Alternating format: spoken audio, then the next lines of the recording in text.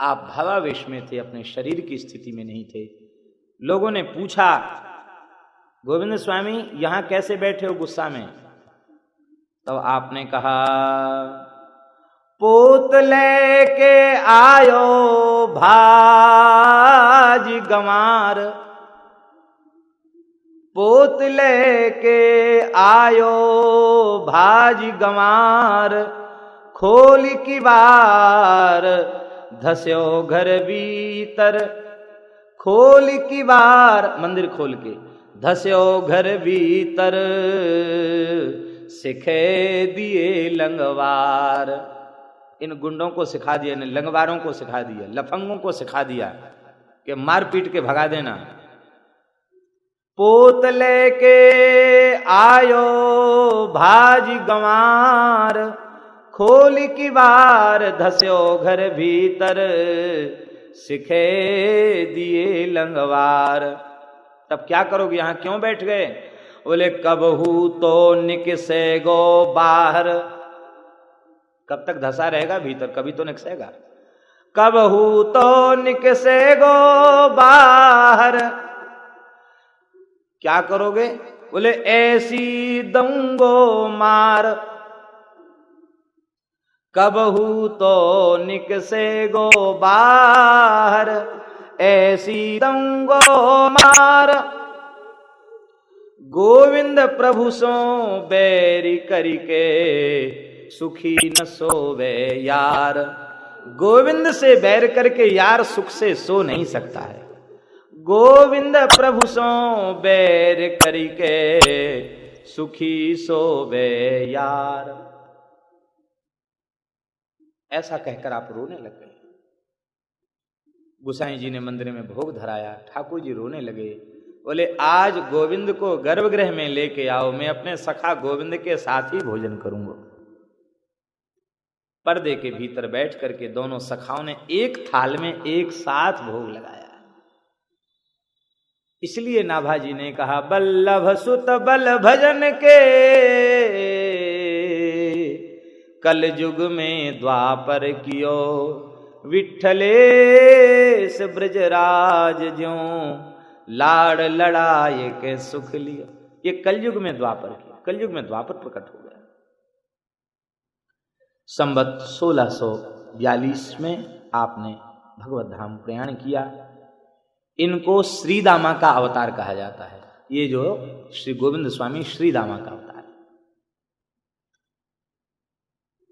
श्री चतुर्भुजदास जी महाराज, ये कुंभनदास जी के पुत्र, अष्टछाप के महान कवि श्री चतुर्भुजदास जी महाराज,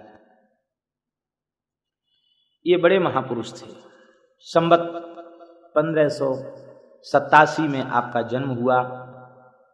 आपके जन्म के पूर्व की एक बड़ी विचित्र घटना है।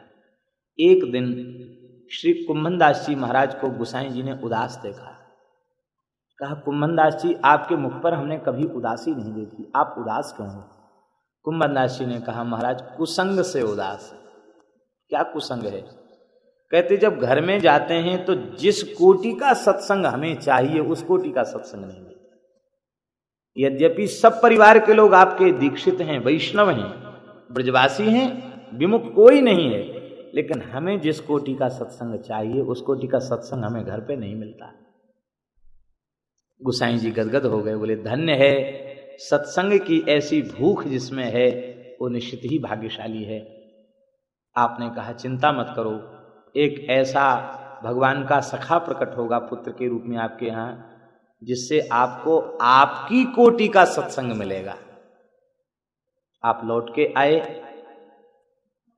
जिस दिन श्री चतुर्भुजदास जी का जन्म हुआ उस दिन ठाकुर जी ने चतुर्भुज झांकी में दर्शन दिया। आप लीला दर्शन कर रहे थे। ठाकुर जी एक ब्रज गोपी के घर में कुंभनदास जी को लेके गए चोरी करने के लिए। और कुंभनदास जी से कहा कि तू मोए अपने कंधन पे चढ़ाई ले। तो ठाकुर जी कंधों पर चरण रख करके श्रीनाथ जी खड़े हो गए और छींके से मटकी मक्खन की उतारने लगे। तब तक क्या हुआ, महाराज ठाकुर जी तो कंधे पे खड़े थे छीका पकड़ के, तब तक ठाकुर जी की कटकाछनी खुल गई। अब एक हाथ में तो छीका पकड़े हैं और कटकाचनी खुल गई। तो कुंभनदास जी हंसवे लगे, बोले ठाकुर नंगो है गयो। तो तुरंत आपने अपने 2 हाथ प्रकट कर लिए और तुरंत पीतांबर से फेंट कस ली, चतुर्भुज रूप में दर्शन दिया। द्विभुज से तुरंत 2 भुजाएं प्रकट हो गईं। आपने चतुर्भुज झांकी का दर्शन किया। तो महाराज बड़ी विचित्र स्थिति, ठाकुर जी तो माखन खा के कूद के भग गए, कुंभनदास जी पकड़ में आए गए, अंधेरा था सो इनको पिटाई लगी। 4-6 पिटाई खा के ये भी भगे वहां से। बोले हमको छोड़ के चले आए। कहा देखो भाई, चोरी कोई करे तो सजा तो मिलनी पड़े, तो चोरी को काम तो छलबल को काम है, करो और भगो। खाए के भग जाए तो मार के क्या कहते हैं, हाँ, तो खाए के मार के सो जाओ, खाए के सो जाओ, मार के भग जाए। ये तो मार धाड़ की बात है, भग जाना चाहिए, तुम रहे वहां क्यों, सीधे साधे इसलिए पकड़े गए। उसी दिन आपके घर में बालक का जन्म हुआ। तब आपने पद गाया, आयो चतुर्भुज को दास। आज चतुर्भुज झांकी का दर्शन हुआ था, आज ही लाला हुआ, बालक का नाम चतुर्भुज दास रखा। मात्र 10 दिन तक दष्टौन जब तक नहीं हुआ तब तक आपने बालक का स्पर्श नहीं किया। नालोच्छेदन हो गया, दष्टौन संस्कार हो गया, 11वें दिन नामकरण संस्कार हो गया, नाम रखा चतुर्भुज दास। और 11 दिन के बालक को गोद में लेकर गोसाई जी के चरणों में डाल दिया। गोसाई जी ने तिलक किया, तुलसी धारण कराई, कान में मंत्र दिया, ब्रह्म संबंध दिया, नाम रखा चतुर्भुज दास। 11 दिन की आयु में दीक्षा संस्कार प्राप्त किया श्री चतुर्भुज दास जी महाराज। और दीक्षा संस्कार के बाद ऐसी विचित्र स्थिति हो गई, कुंभनदास जी इनको लेकर छप्पर के ऊपर चले जाते। ऊपर एक मकान बना रखा था छप्पर का, दूसरी मंजिल पे, वहां अकेले बैठ के भजन करते थे, छप्पर डाला था। वहां जब गोद में लेकर बैठते तो प्रौढ़ रसिक के समान निकुंज रस की चर्चा कुंभनदास जी के साथ बैठ करके चतुर्भुज दास जी करते थे। 1 महीने का बालक, और पदों में गाकर के उनको उत्तर भी देते थे। ये विलक्षण लीला, गुसाई जी ने कहा था ना, सत्संग मिलेगा तुम्हारी कोटि का, मिलने लग गया। ये भगवान के बड़े विलक्षण भक्त थे, बड़ी अद्भुत इनमें भक्ति थी।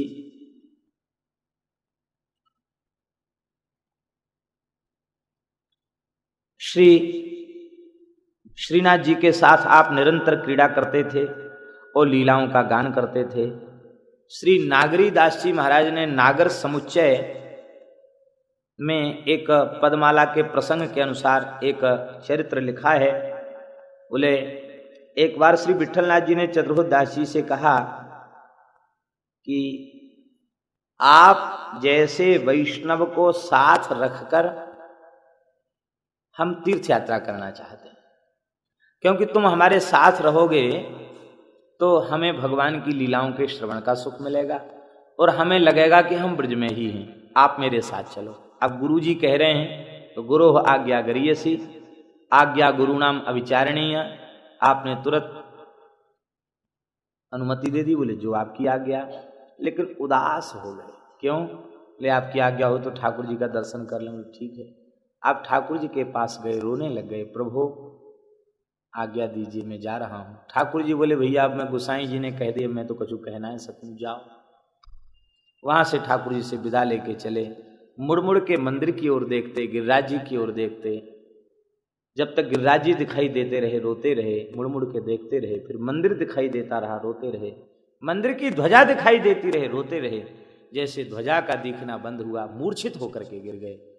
ब्रजभूमि का वियोग सह्य नहीं है, प्राण छूट जाए पर ब्रजभूमि से बाहर नहीं जाए। ऐसी ब्रजनिष्ठा। आप रोने लगे और उस समय आपने एक पद गाया। इस पद के संबंध में ठाकुर जी ने वर दिया है कि इस पद को जो 1 वर्ष तक प्रेम पूर्वक गाएगा उसे निश्चित ही मेरा अनुभव प्राप्त होगा। बड़ा सुंदर पद है, चतुर्भुज दास जी का बड़ा प्रसिद्ध पद है। श्री चतुर्भुज दास जी ने गाया, गोवर्धन वासी सांवरे तुम बिन रहो न जाए। गोवर्धन वासी सांवरे तुम बिन रह्यो न जाय। बंक चिते मुस्क्याय के सुंदर बदन दिखाय, लोचन तरफे मीन ज्यों जुग भर घरी बिहाय। गोवर्धन वासी सांवरे तुम बिन रह्यो न जाय। बंक चिते मुस्क्याय के सुंदर बदन दिखाय, लोचन तरफे मीन ज्यों जुग भर घरी बिहाय। गोवर्धन वासी सांवरे तुम बिन रह्यो न जाय। सप्तक स्वर बंधान सो मोहन वेणु बजाय, सुरति सुहाई बांधिके मधुरे मधुरे गाय। गोवर्धन वासी सांवरे तुम बिन रह्यो न जाय। गाय बुलाई धूमरी रसिक रसीली बोलनी, रसिक रसीली बोलनी। गिरि चढ़ गाय बुलाय, गाय बुलाई धूमरी ऊंची टेर सुनाय। गोवर्धन वासी सांवरे तुम बिन रह्यो न जाय। दृष्टि परे जा द्योसते तब ते रुचे न आन। जिस दिन से आप दृष्टिपथ पर आए हैं, जिस दिन से आपको देखा है, अब दूसरा कुछ अच्छा लगता ही नहीं। दृष्टि परे जा द्योसते तब ते रुचे नान। रजनी नींद नावई बिसरे भोजन पान। गोवर्धन वासी सांवरे तुम बिन रह्यो न जाय। दृष्टि परे जा द्योसते तब ते रुचे नान। रजनी नींद नावई बिसरे भोजन पान। गोवर्धन वासी सांवरे तुम बिन रह्यो न जाय। हे प्रियतम, दर्शन को नैना तपे, बचन सुनन को कान। मिलवे को हियरा तपे, जिए की जीवन प्राण। दर्शन को नैना तपे, बचन सुनन को कान। मिलवे को हियरा तपे, जिए के जीवन प्राण। गोवर्धन वासी सांवरे तुम बिन रह्यो न जाय। मन अभिलाषा यह रहे, केवल एक ही मन में अभिलाषा रहती है, क्या?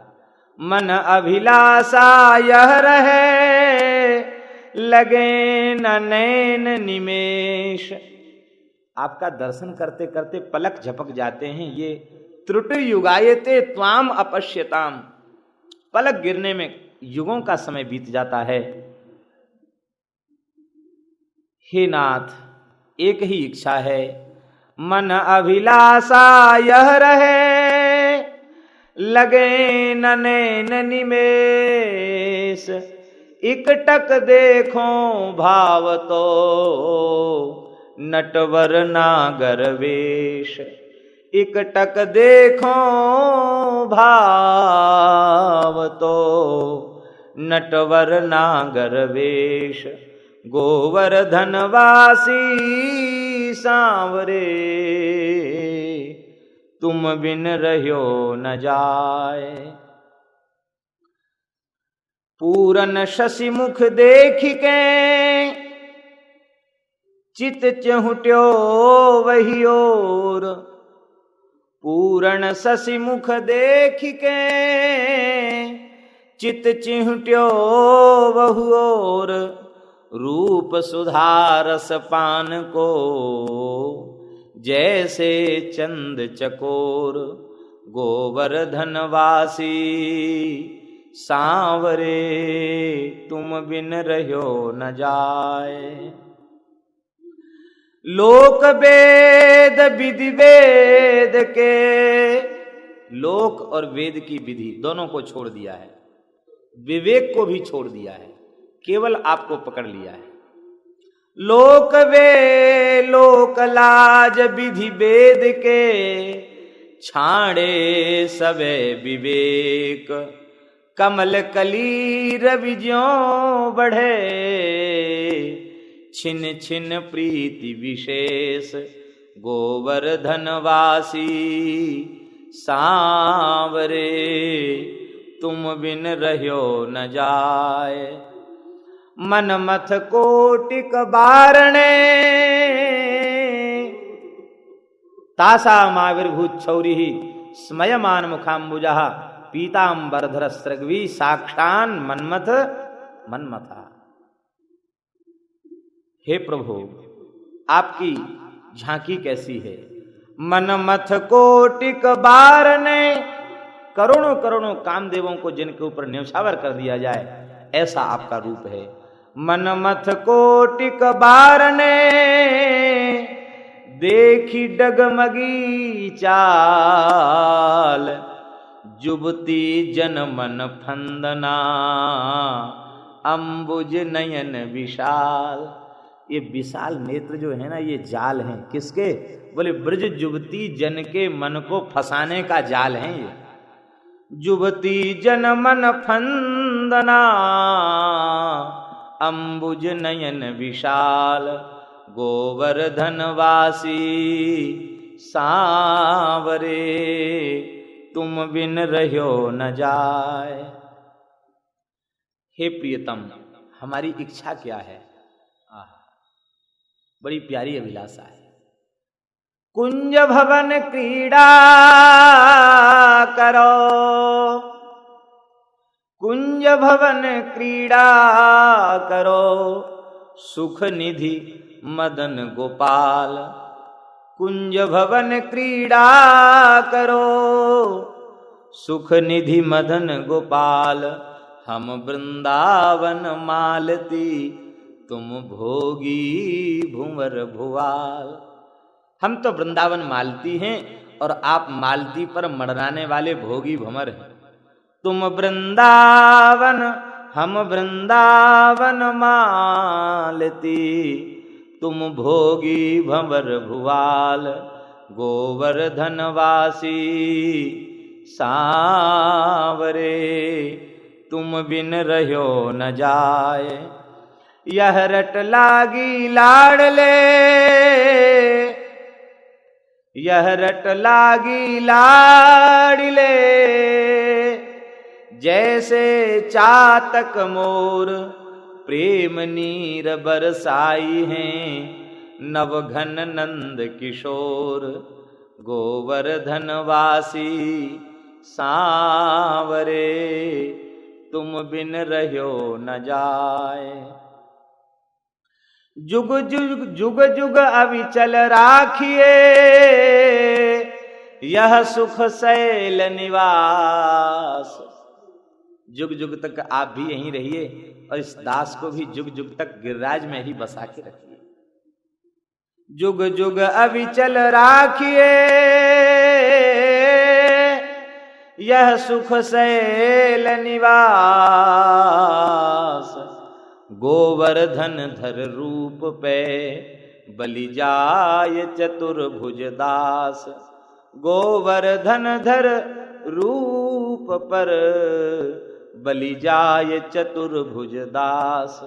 गोवर्धन वासी सांवरे तुम बिन रह्यो न जाय।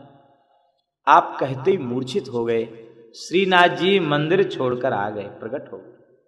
अब प्रकट होकर के गोसाई जी के देखते देखते ब्रजरज में लौटते हुए चतुर्भुज दास जी को भुजाओं में भर के आपने हृदय से लगाया और हृदय से लगा के कहा, गोसाई जी मैं चतुर्भुज दास को एक पल के लिए हूं अलग नहीं करना चाहूं। गोसाई जी के नेत्र से अश्रुधार बहने लग गई है। भैया चतुर्भुज दास, तुम्हारे जैसे रसिक वैष्णव को ब्रजते बाहर ले जाएबे की बात करके मैंने तुम्हें कष्ट दियो। मेरी आज्ञा को पालन यही में होएगो, तुम निरंतर इनकी सेवा में रहो। भगवान ने वर दिया, इस पद को जो 1 वर्ष तक प्रेम पूर्वक गाएगा उसको निश्चित ही मेरी अनुभूति होगी, ऐसा भगवान ने वर दिया है। गोसाई जी के भगवत धाम गमन के पश्चात आप बहुत विरह व्यथित हो गए और संवत 1642 में आप विरह में व्यथित होकर भगवान की लीला में पधारे। अष्टछाप के महाकवियों में एक महापुरुष का नाम रह गया है, वे हैं श्री नंददास जी। ये भी श्री गोसाई विठलनाथ जी महाराज के कृपा पात्र थे। रामपुर ग्राम में आपका जन्म हुआ था। शुक्ल ब्राह्मण थे, कनवजिया ब्राह्मण थे, कान्यकुब्ज ब्राह्मण थे। गोस्वामी श्री तुलसीदास जी महाराज के गुरु भाई थे। काशी में श्री शेष सनातन जी की पाठशाला में एक साथ रहकर आपने अध्ययन किया और गोस्वामी जी और इनमें परस्पर बड़ी मित्रता थी, बहुत मित्रता थी आप में। कालांतर में गोस्वामी जी पाठशाला छोड़कर आए और ये भी पाठशाला छोड़कर आए। गोसाई श्री विठलनाथ जी का दर्शन करके आपने उनके चरणों में अपना समर्पण कर दिया। ब्रह्म संबंध प्राप्त करके आप गिरिराज जी में ही निवास करने लगे। कालांतर में गोस्वामी तुलसीदास जी महाराज विरक्त होकर जब ब्रज में पधारे तो गिरिराज जी की तरहेटी में नंददास जी के साथ उनका मिलन हुआ। बाल सखाएं परस्पर गले से गले लगाकर मिले और सखाओं में सब तरह की बातें होती हैं। ऐसे ही रसिकों की सभा में गोसाई जी ने एक हंसी की बात भी कही, प्रश्न किया। कवि है ना दोनों, कविता में ही प्रश्न किया। गोसाई जी ने कहा, आप तो हमारे सखा हैं, हम आपको खूब राम कथा सुनाते थे, आप सुनते थे, आप भी बड़े प्रेमी संत हैं, तो आप तो यहाँ आकर बल्लभकुली हो गए, कृष्ण भक्त हो गए, राम जी को क्यों छोड़ दिया? कहा कमी रघुनाथ के छोड़ी कुल की बान, क्यों छोड़ दी? आप हंसने लगे, बोले मन बैरागी है गयो सुनी बंसी की तान। क्या करें, हमने बंसी सुनी तो हमारा मन बैरागी हो गया, क्या करें। दोनों हृदय से हृदय लग करके मिल गए। आपका एक पद अत्यंत प्रसिद्ध है जिसको प्रायः वैष्णव लोग अपने मंगल प्रभात में गाते हैं। राम कृष्ण उठ कहिए भोर, राम कृष्ण उठ कहिए भोर, अबध ईस वे धनुष धरे हैं, इत ब्रज माखन चोर। राम कृष्ण उठ कहिए भोर, उन सागर में शिला तराई, इन राख्यो गिरी नख की कोर। राम कृष्ण उठे कहिए भोर। बंदों अवध गोकुल ग्राम, अवध गोकुल ग्राम एक पद भी आपने कहा। बंदों अवध गोकुल ग्राम, अवध और गोकुल को दोनों को नमस्कार है। ऐसा अद्भुत देखिए, महापुरुष उनमें भेद नहीं होता है।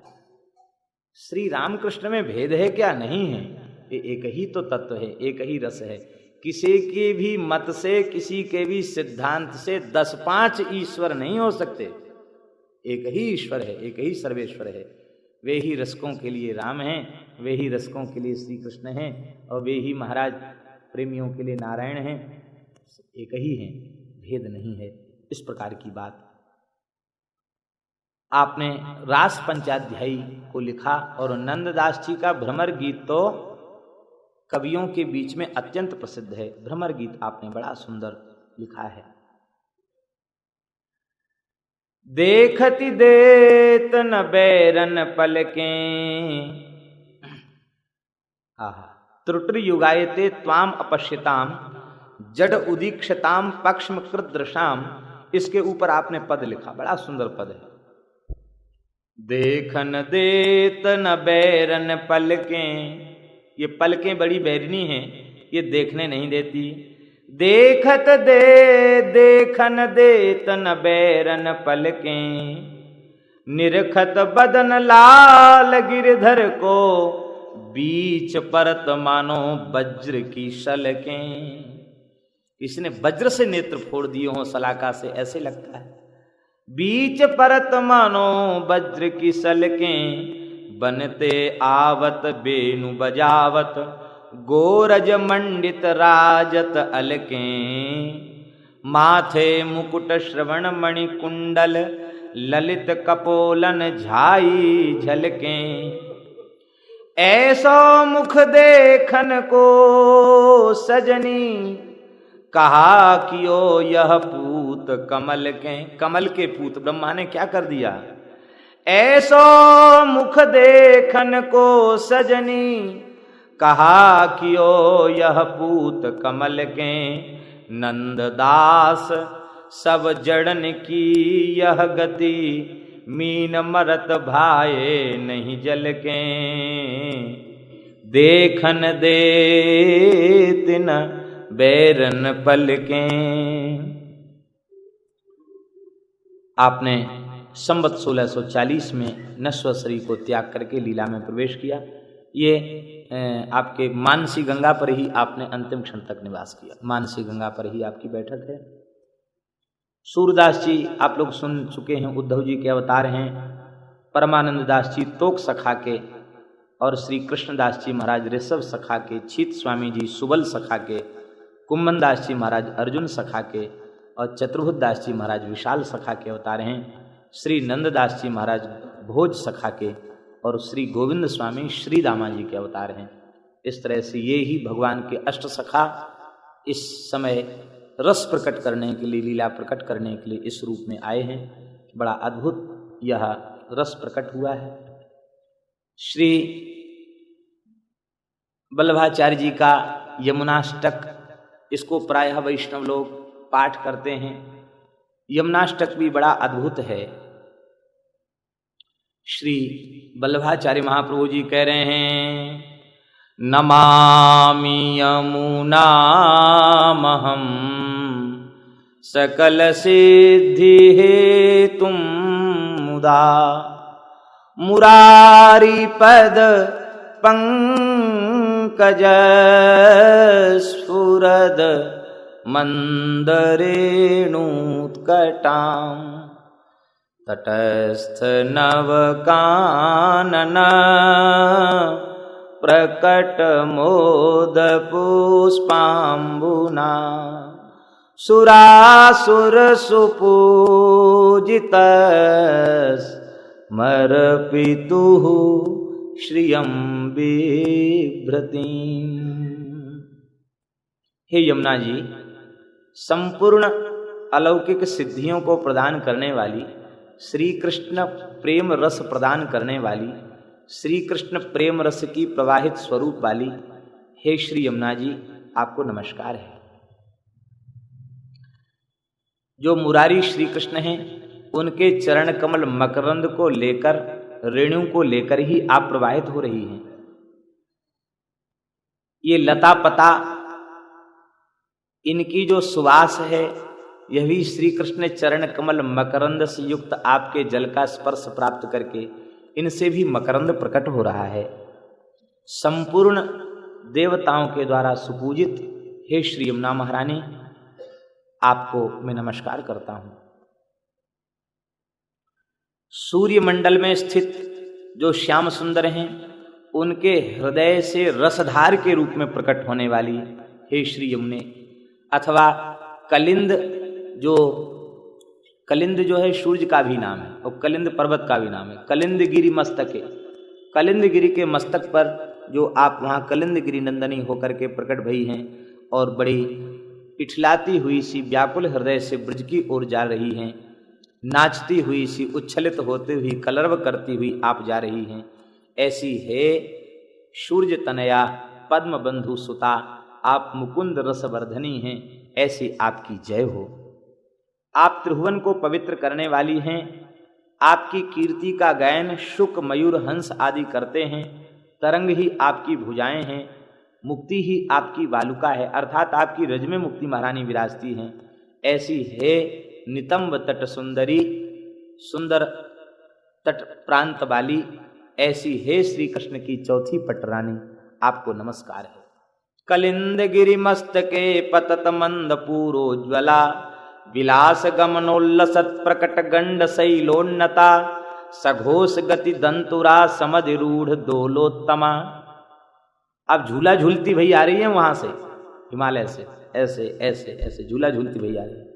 मुकुंदिरति वर्धनी जयति पद्म बंधो सुता, भुवं भुवन पावनी मधिगता मनेक स्वनैः, प्रियाभिरविसेवितां शुकमयूर हंसादिभिः, तरंग भुज कंकण प्रकट मुक्तिका वालुका, नितंब तट सुंदरीं नमत कृष्ण तुर्य प्रियाम, अनंत गुण भूषिते शिव विरंचि देवस्तुते, घना घन निभे सदा ध्रुव पराशराभीष्ट दे। ध्रुव को पराशर को भी अभीष्ट देने वाली, अनंत गुणगणों से विभूषित, ब्रह्मा और शंकर के द्वारा भी वंद्य स्तुत्य हे श्री यमुना जी। विशुद्ध मथुरा तटे सकल गोप गोपी व्रते, कृपा जलधि संसृते मम मनः सुखम भावय। हमारे मन को कृष्णानंद रूप सुख प्रदान करो। यया चरण पद्मजा मधुरिपोः प्रियं भावुका, समागमन तो भवत् सकल सिद्धिदा सेवताम, तया सदृशतामियात् कमलजा सपत्नीव यद, हरिप्रिय कलिंदया मनसि में सदस्थीयताम। हे श्री यमुना जी,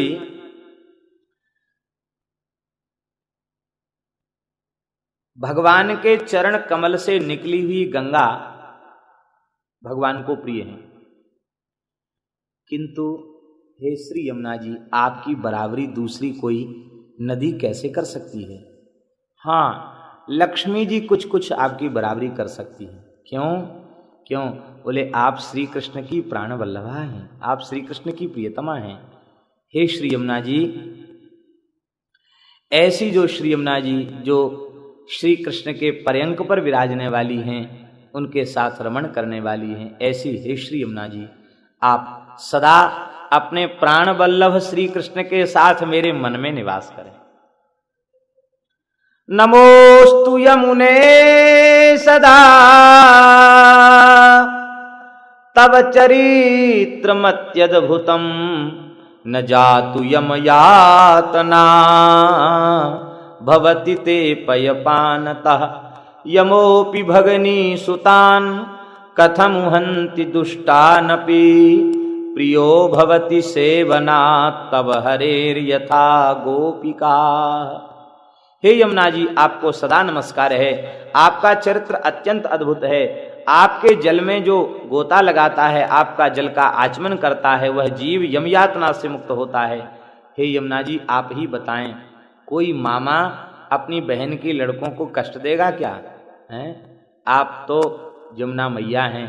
आपका सेवन करने वाले आपके पुत्र हुए तो जमराज कौन लगे? जमराज तो मामा जी हुए। मामा जी दूध भात खिलाएंगे, आदर आरती पूजा करेंगे, वे काहे को यम यातना देने लगे? इसलिए आपकी शरण में जाने वाला जीव जमराज का भांजा बन जाता है, यम यातना से मुक्त हो जाता है। इतना ही नहीं, प्रियो भवति सेवनात् तव हरेर्यथा गोपिका। आपके सेवन से जीव इतना प्रिय हो जाता है भगवान को, जैसे गोपियां आपको प्रिय हो गईं। भगवान को प्रिय बन जाता है यमुना जी का सेवन करने वाला। हे यमुना जी, एक ही इच्छा है, यह हमारा शरीर आपके तट पर ही छूटे, आपका दर्शन करते करते शरीर छूटे, आपकी धारा में ही हमारा शरीर जाए। ममास्तु तव सन्निधौ तनु नवत्वमेतावता न दुर्लभ तमारतिर्मुर्रिपौ मुकुंद प्रिये अतोस्तु तव लालना सुरधुनि परम संगमात् तवैव भुवि कीर्तिता न तु कदापि पुष्टि स्थितैः। हे श्री यमुना जी, आप श्री कृष्ण की प्रियतमा हैं, आपके समीप तट पर ही मेरा शरीर छूटे। आपकी सन्निधि में केवल श्री कृष्ण की भक्ति ही दुर्लभ नहीं रहती, अर्थात आपकी सन्निधि प्राप्त करके तो श्री कृष्ण की भक्ति भी सुलभ हो जाती है। गंगा जी भी जब आपसे मिल गईं तो गंगा जी की महिमा बढ़ गई। इसलिए हे यमुना जी, जब तक आपने गंगा जी पर कृपा नहीं की तब तक हम पुष्टि मार्गियों ने गंगा का भी उतना आदर नहीं किया जितना करना चाहिए। तो आपने प्रयाग में जब गंगा जी पर कृपा कर दी तो प्रयाग के आगे वाराणसी में हम पुष्टि मार्गीय वैष्णवों के लिए गंगा विशेष आदरणीय बन गई, क्योंकि आप उसमें समाहित हो गई।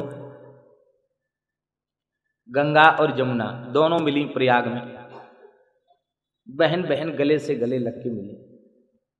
अब बहन एक साथ चल रहा है यहाँ से, अब दोनों का नाम तो एक साथ रहेगा नहीं, तो दो चीजें हैं, नाम और रूप। नाम रहे के रूप रहे। गंगा जी बोली हम तो नाम की उपासिका हैं, नाम रहना चाहिए।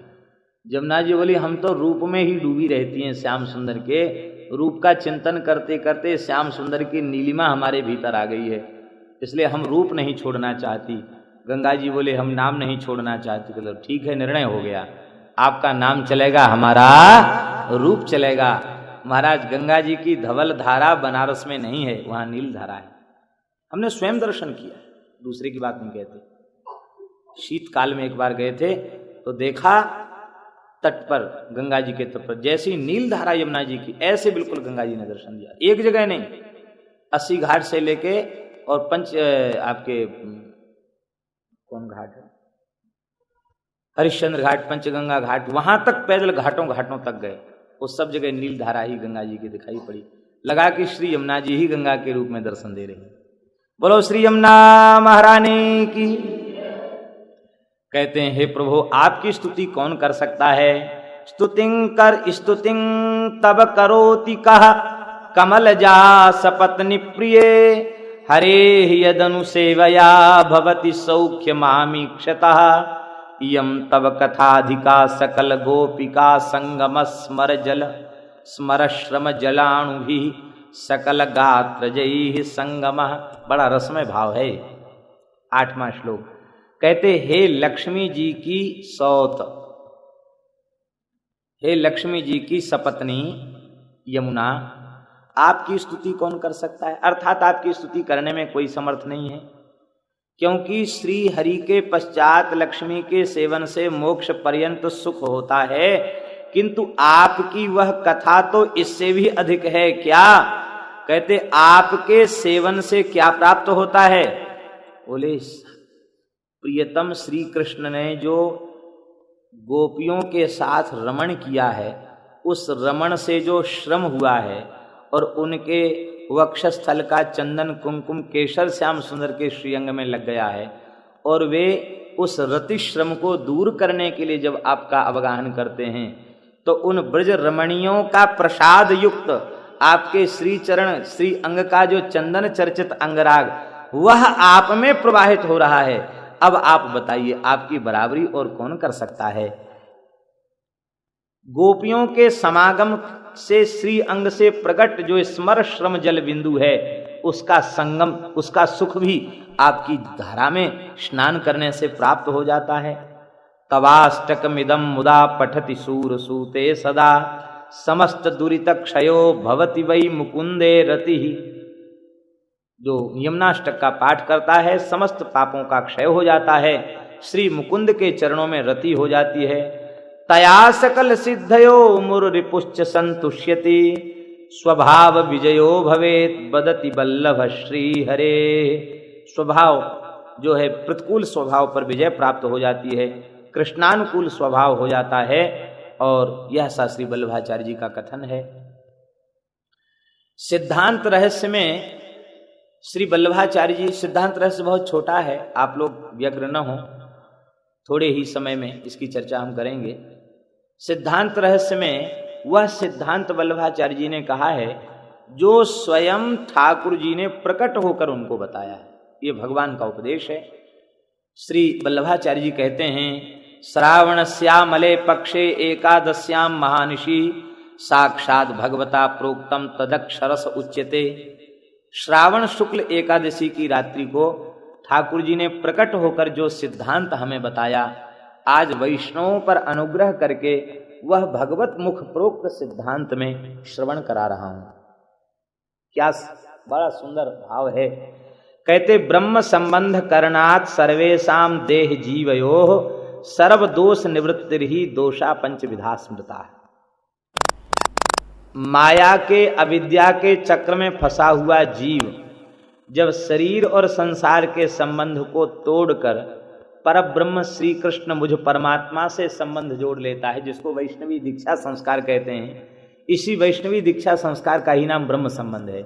इस ब्रह्म संबंध को जब प्राप्त करता है तो उस संबंध के प्राप्त करते ही संपूर्ण दोषों की निवृत्ति हो जाती है।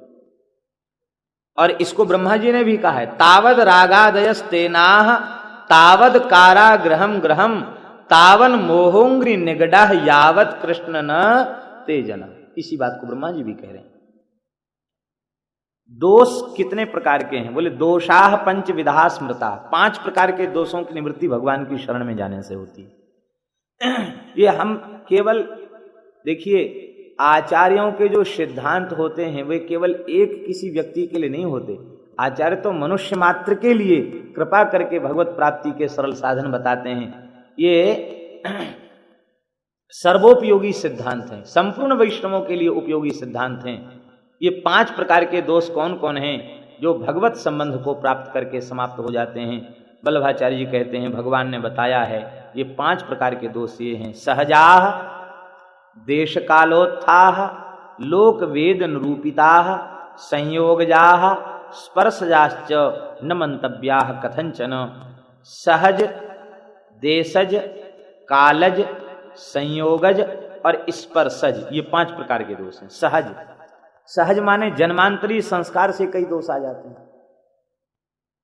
अब कोई नारकीय प्राणी है तो जन्म से ही दुष्ट होता है। छोटे बालक हैं, कोई ऐसे देखते हैं बालक, उनकी ऐसी प्रकृति होती है, वे किसी जीव को दुखी देखते हैं तो बहुत द्रवित हो जाते हैं। और कुछ ऐसे बच्चे होते हैं जिनको पाप पुण्य का कोई ज्ञान नहीं, अभी 2-2.5 साल के ही हैं, वो चींटा मार दें, चेंटी मार दें और उटपटांग काम करें, वो नारकीय जीव, नरक से आए हुए जीव। तो कुछ ऐसे दोष होते हैं जो जन्मजात होते हैं प्राचीन संस्कारों के कारण। ऐसे जन्मजात दोष भी भगवान की शरण में जाने से समाप्त हो जाते हैं।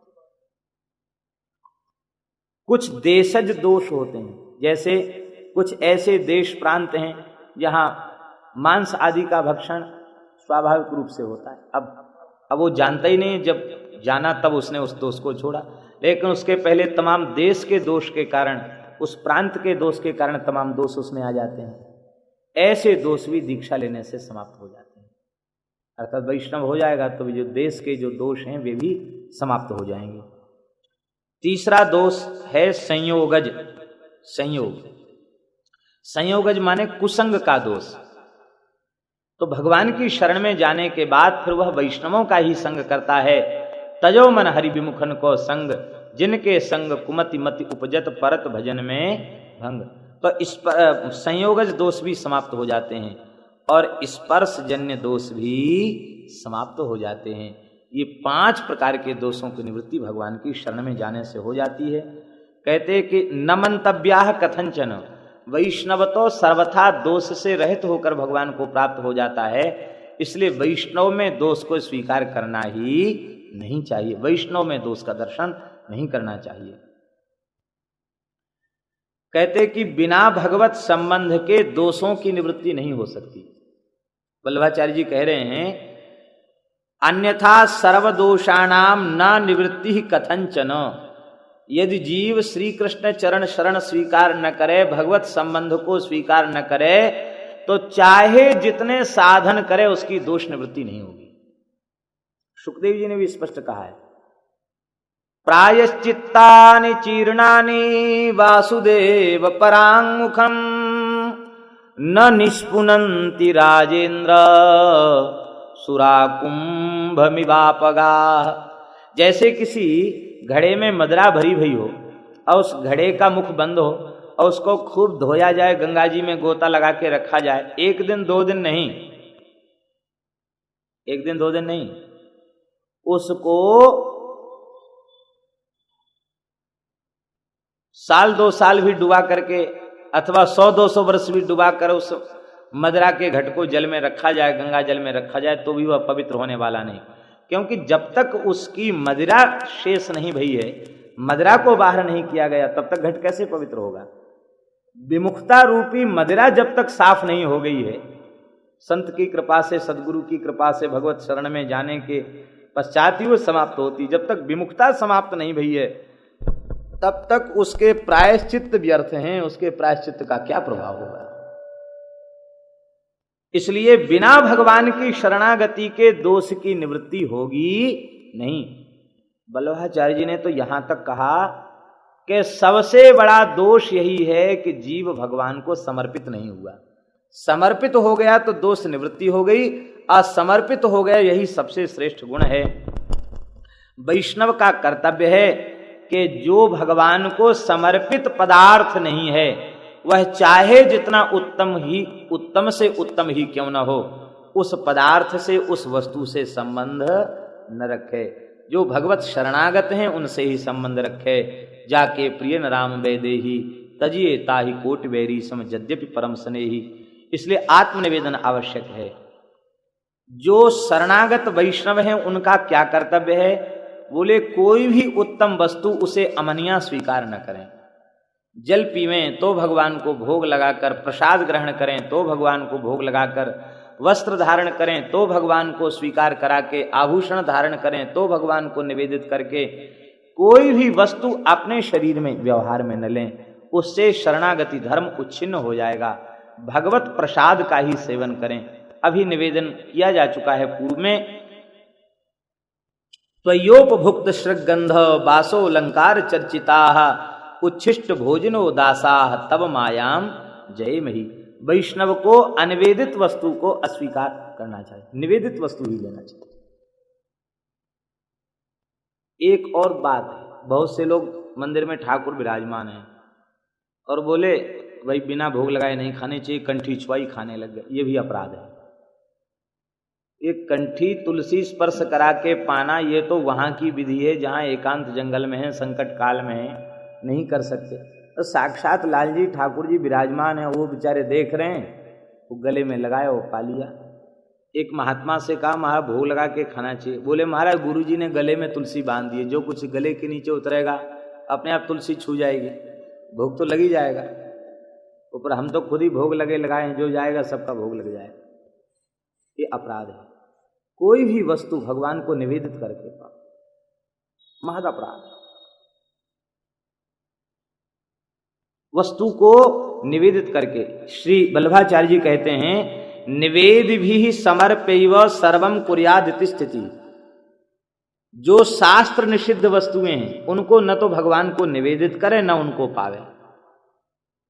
अब कोई कहे कि गाजर का भोग भगवान को लग सकता, प्याज है,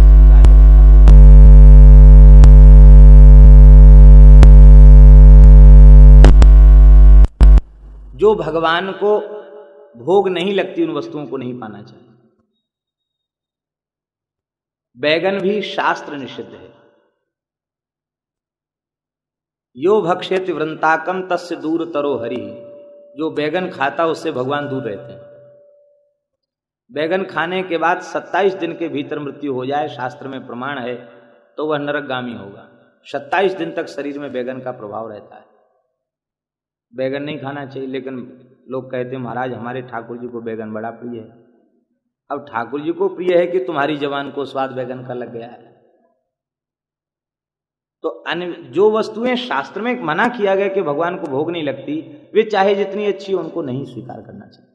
जो भगवान को भोग लग सकती हैं उन्हीं को प्रसाद लेना चाहिए। दूसरा, किसी देवतांतर का शेष पदार्थ भगवान को नहीं देना चाहिए। वल्लभाचार्य जी कह रहे हैं, सिद्धांत रहता है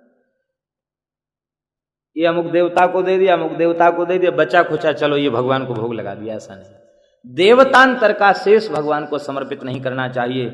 और साविभुक्तम समर्पणम, फल टोकरी में रखे हैं, एक फल कोई खा गया, अब चलो बाकी फल तो अच्छे इनको भोग लगा दो, भोग लगने लायक नहीं रहे। एक फल खा गया तो वे सब बेकार हो गए, फेंकने योग्य हो गए। अर्धभुक्त का निवेदन न करे, कहने का तात्पर्य भोग लगा के ही पाए।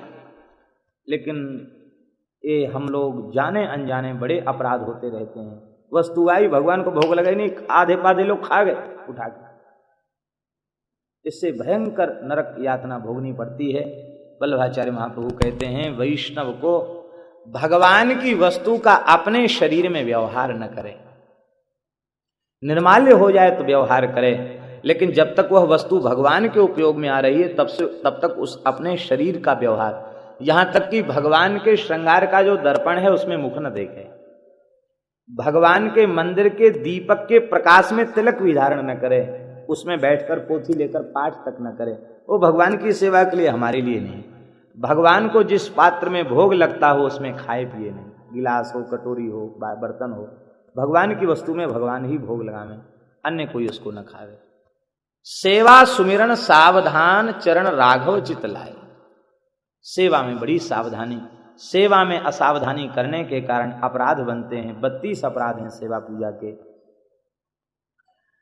तस्मात् आदौ सर्व कार्ये सर्व वस्तु समर्पणम, संपूर्ण वस्तुओं का भगवान को समर्पण करना चाहिए। दत्तापहार वचनम तथा च सकलं हरे, भगवान को सब कुछ समर्पित कर देना चाहिए। और ऐसा ही सिद्धांत है, जो वैष्णव हैं उनका कर्तव्य है कि वह भगवान के भागवतों की बड़े प्रेम से सेवा करें, भगवान की सेवा करें और इसके इतर संबंध का त्याग ही कर दें। भगवान को निवेदित, भागवतों को निवेदित वस्तु को प्रसाद रूप से सेवन करेंगे तो मायाकृत दोषों से भी मुक्त हो जाएंगे। बड़ी सुंदर बात सिद्धांत रहस्य में श्री वल्लभाचार्य जी महाराज कह रहे हैं।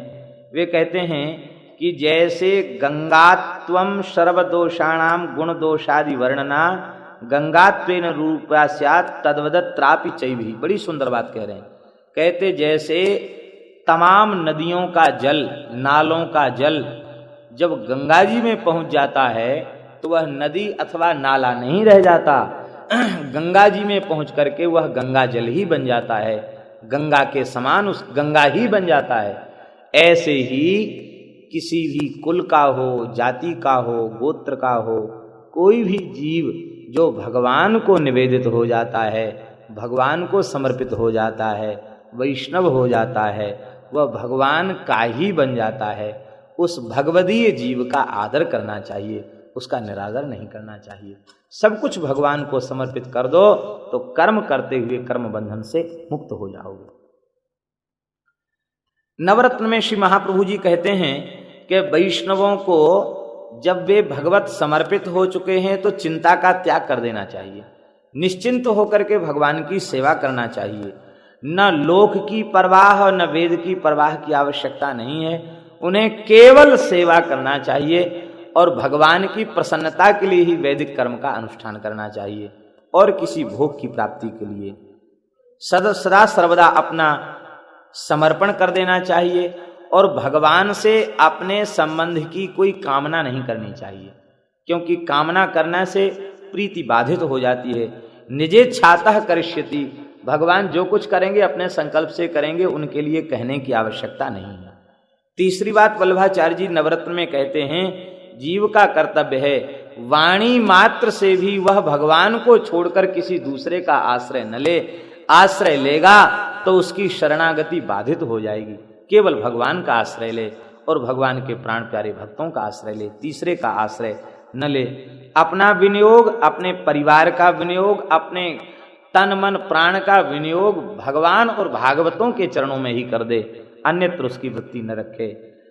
ज्ञान से अथवा अज्ञान से जिन्होंने भगवान को समर्पण अपना कर दिया है, कहते उन्हें अब चिंता की आवश्यकता नहीं, क्योंकि उनके अधिपति तो श्री कृष्ण हैं, वे ही उनके ऊपर कृपा करके उनकी रक्षा करेंगे।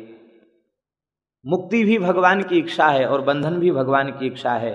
बस हमारा कर्तव्य तो केवल निष्काम भाव से कृष्ण सेवा है, ऐसा मान करके उद्वेग का त्याग करके सेवा करना चाहिए, हड़बड़ी छोड़कर सेवा करना चाहिए। यथा मिलतोपचार, जैसी जिसकी स्थिति है अपनी स्थिति के अनुसार भगवान की सेवा करना चाहिए।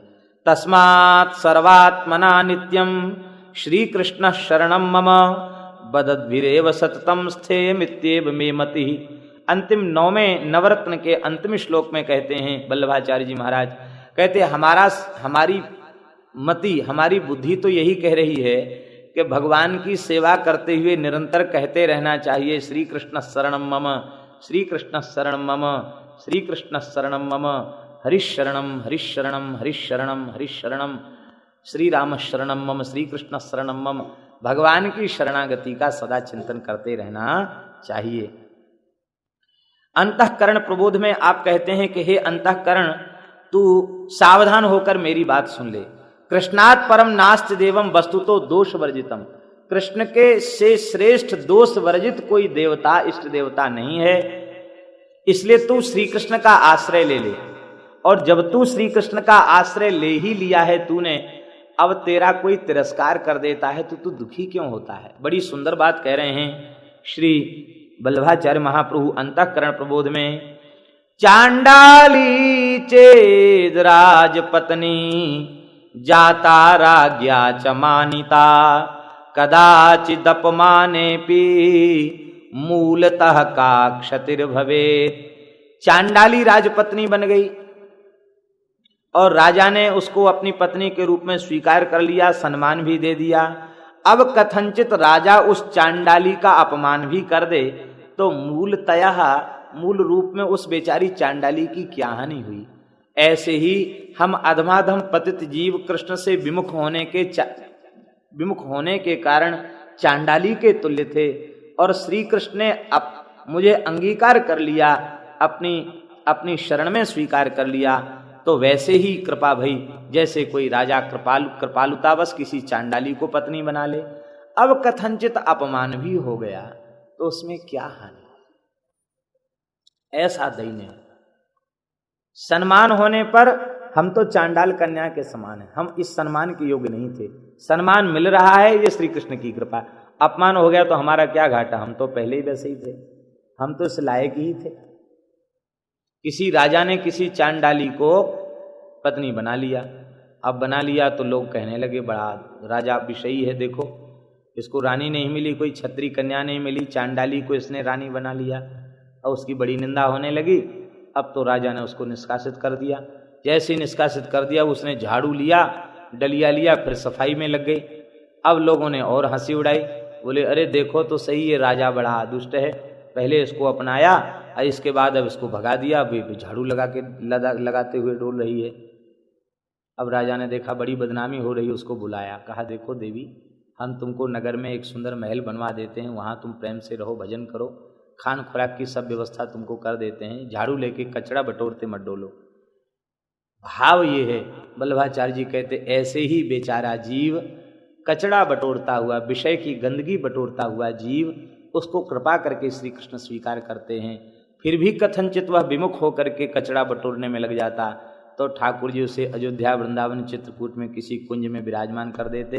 बोले अब झगड़ा, अब झाड़ू वाड़ू मत लगाओ, बैठो प्रेम से, तुमको लोका रोटी नीके राखे, आगे हुकी वेद भाखे। श्री परशुराम देवाचार्य जी महाराज ने कहा लोका रोटी नीके राखे, आगे हुकी वेद भागे। कमाने वाले भले ही भूखे मर जाएं, पर नाम मात्र की भी शरणागति जिनकी ठाकुर जी की होगी वे आज तक कभी भूखे नहीं मरे। श्री दादू दयाल जी कहते हैं दादू दुनिया बावरी सोच करे गैली, रोटी देसी राम जी तड़का उपैली। सूर्योदय बाद में होगा, रोटी की व्यवस्था पहले हो जाएगी। श्री ठाकुर जी अपने आश्रितों की व्यवस्था करते हैं। भोजनाच्छादने चिंताम वृथा कुर्वन्तु वैष्णवा योसौ विश्वम्भरो देव स भक्तान किमुपेक्षते। विश्वम्भर भगवान भक्तों की कभी उपेक्षा नहीं कर सकते। मन में विचार करना चाहिए, क्या समर्पण के पूर्व में उत्तम था? नहीं था उत्तम, तो आज उत्तम कैसे हो गया? आज भी हूं वही, ये तो इनकी कृपा है। अब अभी भी हमारी अधमाधमता बनी भई है, लेकिन आज जो कुछ इस दास को आदर मिल रहा है ये तो श्री कृष्ण की कृपा है। ऐसा विचार करके अवमान न करे। सेवक का धर्म यही है कि स्वामी के चरणों में पूर्व समर्पण कर दे। कैसे? कहते जैसे गंगा सागर को अपना समर्पण कर देती है। वाह, कितनी बढ़िया बात है। कहते जैसे गंगा सागर में मिलकर गंगा ही सागर बन जाती है, ऐसी भगवत चरणों में समर्पित होकर भगवनमय हो जाए, जगत का भाव नष्ट हो जाए। श्री कृष्ण का ही अनन्य आश्रय लेना चाहिए। विवेक से, धैर्य से, भक्ति से, सब कुछ प्रकार से एक ही विचार करना चाहिए। श्री कृष्ण एव गतिर्ममो, श्री कृष्ण एव गतिर्ममो, श्री कृष्ण एव गतिर्ममो। इस प्रकार से भगवान की गति को स्वीकार करना चाहिए। सेवा के संबंध में श्री वल्लभाचार्य महाप्रभु जी ने कहा है, ये अंतिम उपदेश है वल्लभाचार्य जी का, कृष्ण सेवा सदा कार्या। श्री कृष्ण की सेवा सदा सर्वदा करनी चाहिए। श्री कृष्ण सेवा सदा कार्या कैसे करनी चाहिए? श्री कृष्ण सेवा सदा कार्या मानसी सा परामता। मानसी सेवा परा सेवा है, लेकिन मानसी सेवा कैसे बनेगी? बोले चेतस्तत् प्रवणम सेवा। सेवा की परिभाषा है चेतस्तत् प्रवणम सेवा।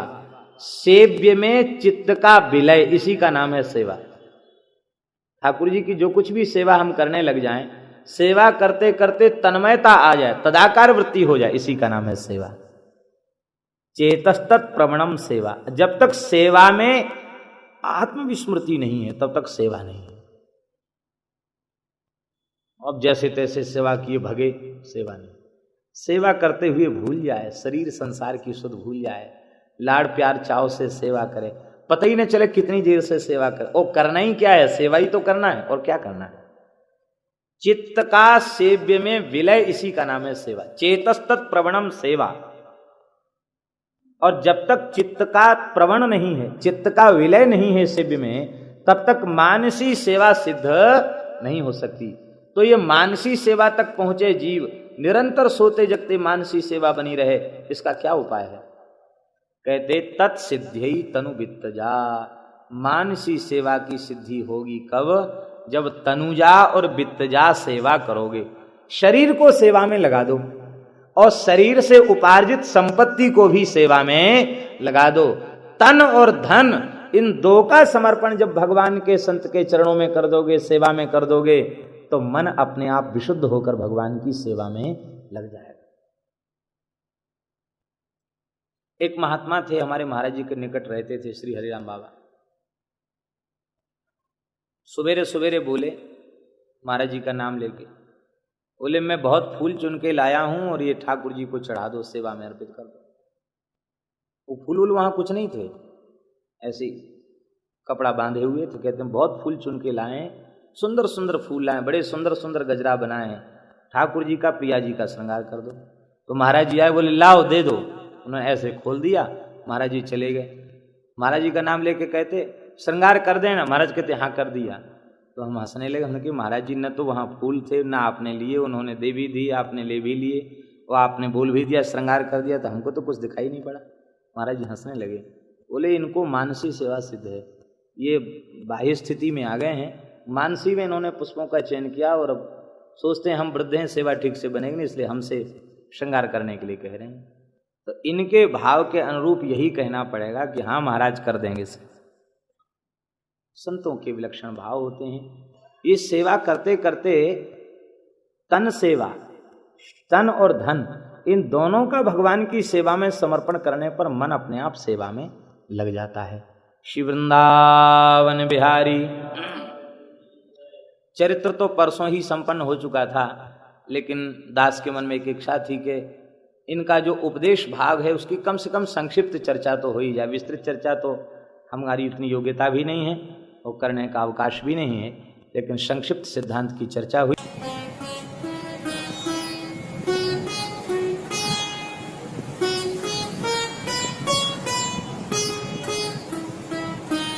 श्री सीताराम। प्रतिदिन सत्संग एवं दर्शन के लिए श्री महाराज जी के ऑफिशियल चैनल को जरूर सब्सक्राइब करें।